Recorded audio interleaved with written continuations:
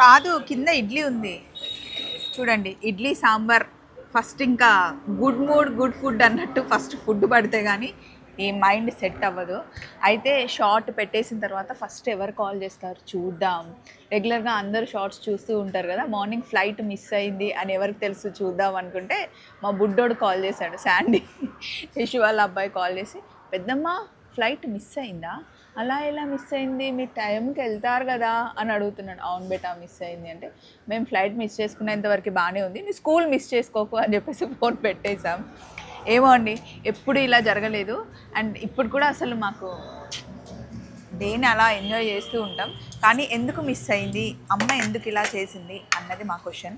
చూడాలి, కంచికి వెళ్తాం, కంచిలో ఎలా ఉంటుంది డే అంతా ఏంటి అన్నది మేము అప్డేట్ చేస్తూ ఉంటాం. ఈరోజు మా బ్రేక్ఫాస్ట్ నలుగురికి ఒక ఇడ్లీ, ఒక వడ విత్ సాంబార్, పల్లీ చట్నీ.